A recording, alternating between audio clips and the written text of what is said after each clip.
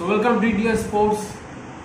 তো আমরা একটা নতুন ইন্ডিয়ান ফুটবলের ইম্পর্টেন্ট আপডেটস নিয়ে চলে এসেছি। তো ভিডিওটা শুরু করার আগে রেগুলারলি যেটা বলে থাকি, যারা আমার চ্যানেলে নতুন আছে তো প্লিজ চ্যানেলটাকে সাবস্ক্রাইব করে দাও।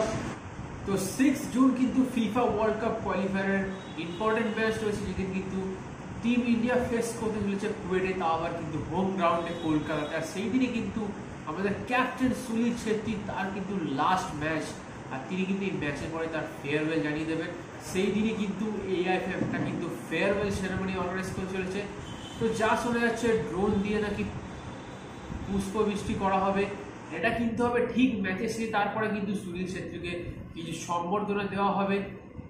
আর এই ম্যাচ ঘিরে কিন্তু প্রায় অনেক দিন আগে থেকে কিন্তু কলকাতাতে ফুটবল ফিফা শুরু হয়ে গিয়েছে। এখন দেখার বিষয় হলো সমর্থকরা মাঠ কেমনি ভরিয়ে রাখে, কারণ আমরা দেখেছি কিন্তু আইএসএল ম্যাচে প্রত্যেক সমর্থকরা মাঠ ভরিয়ে রেখেছে। তো এখন দেখার বিষয় হলো এই ইন্ডিয়ান ম্যাচে সমর্থকরা নিজের দেশকে কেমন সাপোর্ট করে। এবার একটু চলে আসে ট্রান্সফার রিলেটেড আপডেট নিয়ে। তো প্রথমেই থাকছে কিন্তু মোহনবাগান সুপার জায়ান্টের আপডেট। তো তারা কিন্তু একটা দুর্দান্ত প্লেয়ারকে সাইন করে নিয়েছে আপকামিং ডুরান্ড কাপ আর সিএফএল খেলার জন্য। তো সেই প্লেয়ারটার নাম কিন্তু আদিল আবদুল্লাহ। তো এই প্লেয়ারটা কিন্তু খেলতো মথুর ফুটবল একাডেমিতে।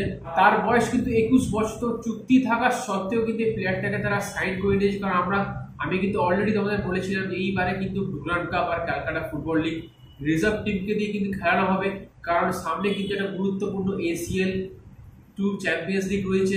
তিনি কিন্তু একজন কেরালার প্লেয়ার, আর তার ডিলটা কিন্তু ডান হয়ে গিয়েছে। অন্যদিকে সেভিয়ার গ্যামা, তিনি কিন্তু একজন এফসি গোয়ার প্লেয়ার। আপাতত তিনি কিন্তু অ্যাজ আ ফ্রি এজেন্ট রয়েছে, তার মার্কেট ভ্যালু কিন্তু 60 লাখ টাকা।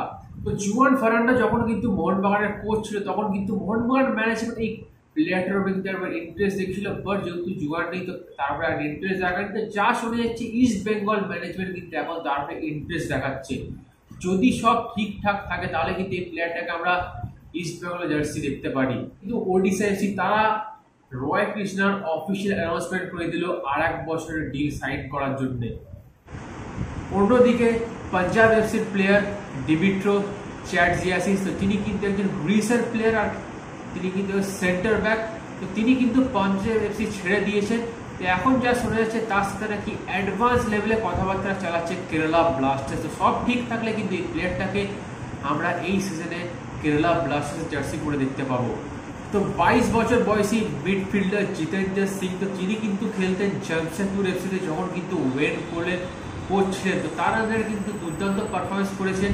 তাকে কিন্তু চেন্নাইয়ান এফসি 3 বছরের কন্ট্রাক্টে সাইন করলো, মানে 2024 থেকে 2026 পর্যন্ত। এটা কিন্তু একটা অফিসিয়াল অ্যানাউন্সমেন্টও হয়ে গেছে। তো আজ কিন্তু ভিডিওটা একেবারে good bye, have a nice day, enjoy the beautiful game football.